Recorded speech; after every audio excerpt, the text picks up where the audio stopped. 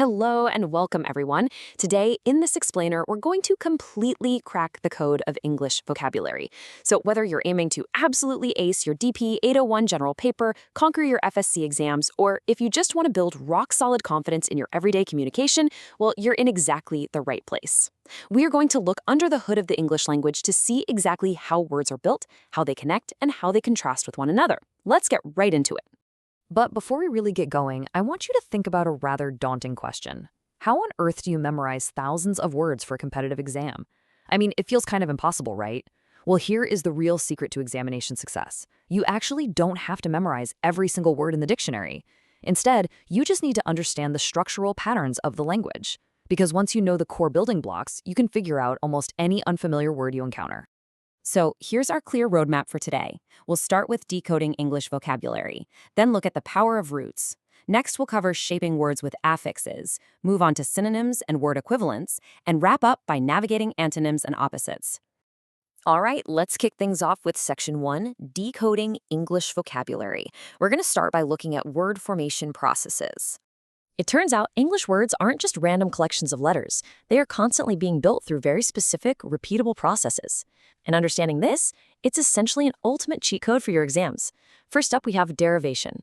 This is simply forming words by adding prefixes and suffixes. Then there's compounding, which is taking two completely separate words and squishing them together to form a brand new unit of meaning, like taking the word car and the word park to make car park. And finally, conversion. This is where a word completely changes its grammatical class without changing its spelling or form. Think about taking the noun text and then using it as the verb to text. If you keep these three processes in your back pocket, you can logically decode almost anything you read on your test. Moving right along to Section 2, the power of roots. Think of this as the foundation of our linguistic house. Now, this is where things get really fascinating. A root is that simple element common to words of the exact same origin, and knowing just a handful of Latin roots unlocks literally dozens of English words. For example, knowing ager means a field instantly gives us agriculture. Aqua means water, giving us aquatic. But check this out. A single Latin root like caido, meaning to cut or kill, instantly reveals the inner meaning of some pretty complex exam words. If you know caido, you immediately understand why suicide and homicide involve killing, and you realize why a concise statement is one where all the unnecessary words have been cleverly cut away. It's basically linguistic X-ray vision in action. Next up is Section 3, Shaping Words with Affixes. Let's see how we can completely shape the meaning of a word. Once you have a strong root or base, you can attach prefixes and suffixes to entirely change its meaning and grammatical class. Think of words exactly like Lego bricks. You don't have to memorize a word like untraceable as one giant, intimidating block of letters. Instead, you can snap a prefix like un, which means not, onto the front of the free base word trace. Then you snap the suffix able onto the end, which magically changes the word class into an adjective. Put them all together, and you seamlessly build the word untraceable. You are literally constructing meaning step by step. And that Lego example brilliantly illustrates a huge rule for vocabulary building, the difference between free stems and bound stems. Free stems are independent. A word like snow can stand completely on its own in a sentence, even though you can add a y to make it snowy. On the flip side, bound stems, like deuce, cannot stand alone. You'd never hear someone say, "Hey, I'm going to deuce today," right? It has to be attached to a prefix to make sense, which forms words like deduce, reduce, or produce. The exact same goes for capt. It needs an affix to become capture or captive. Okay, let's pivot to Section 4, synonyms and word equivalents, and look at how we can use them as powerful psychological tools. So we're stepping back from the microscope now to see how fully formed words relate to each other in everyday sentences. Synonyms, as you know, are words that share similar meanings. But the crucial point here is that synonyms aren't just for avoiding repetition in your essays. They are actually powerful psychological tools.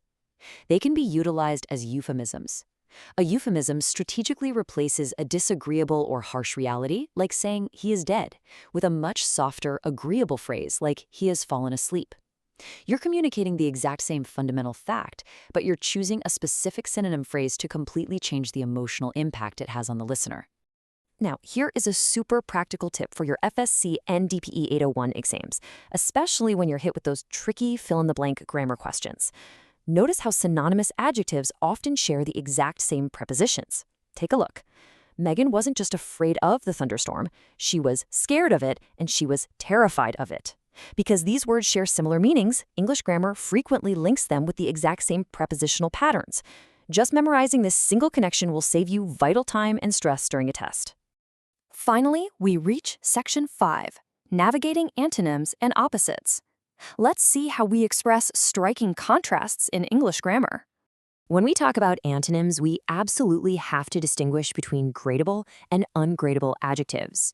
Gradable adjectives, like hot and cold or tall and short, exist on an open-ended sliding scale. The temperature can slowly rise or fall. But on the other hand, ungradable adjectives represent absolute states. We're talking about words like dead or alive or being married.